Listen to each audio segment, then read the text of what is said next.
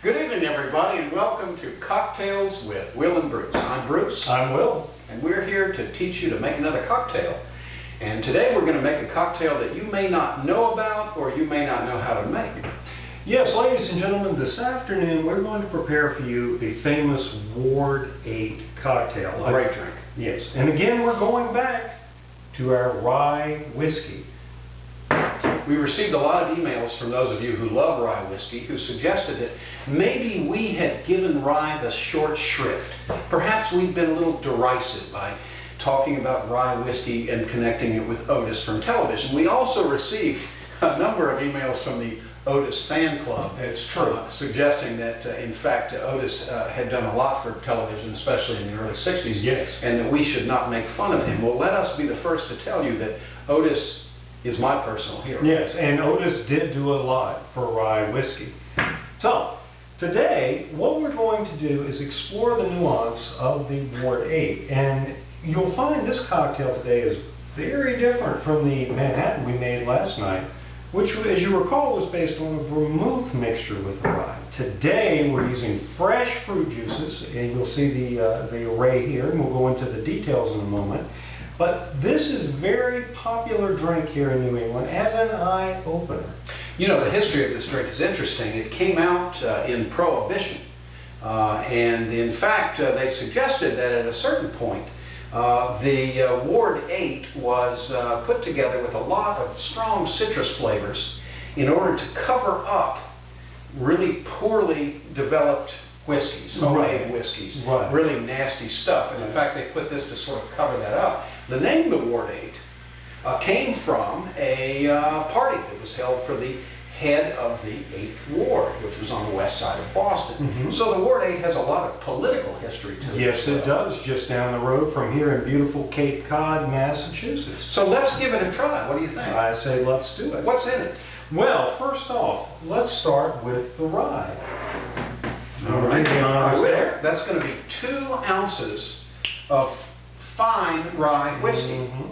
So we're going to make 2 of these so that we can each enjoy them this evening on beautiful Cape Cod. Mm-hmm. And so we're going to put in 4 ounces. But if you're making one just for yourself because you live alone, only use 2. Mm-hmm. 4 would pretty much knock you out right there in your lazy boy. So note that beautiful green color. The green color, and I wore a green shirt today to celebrate the green color of this rye whiskey. Mm-hmm. What else goes in there? Well, next we have our fresh lemon juice. This comes from just squeezed lemons. And what is it, Bruce? It's a half an ounce per drink. So that means we're going to use a full ounce. A full ounce.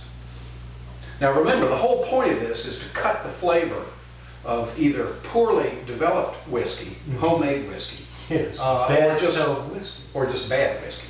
It smells like Florida. Well, what else is in there? Well, next we have freshly squeezed orange juice. And again, I'd like to point out that it's very important for you to use fresh ingredients, because if you're going to get the full potency and flavor in one of these cocktails, and if you're going to cover up the flavor of that rye, you need something really good. Right.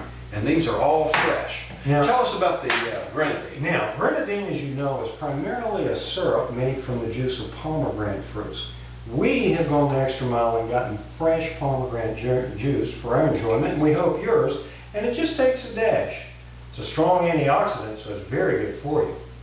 You know, most of these whiskey cocktails are good for you. And if you don't think they're good for you, have about 3 of them and see how you feel. Now, Bruce, let's shake that up. Why don't you shake that up and I'll get the glasses. Thank you.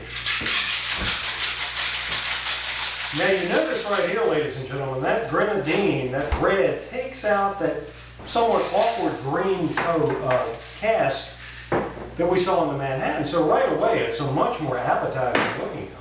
It's kind of brown. Mm-hmm. All right, now we're going to strain this just like we strain the Manhattan cocktail. Yes. And we are truly going to hope that it tastes better. Mm-hmm. So let's pour some in a glass. There are no garnishes to this either. This is just pure liquor delight. And there you go. That's a Ward 8. Let's give it a try and see what we think. Top of the morning to you. Good morning.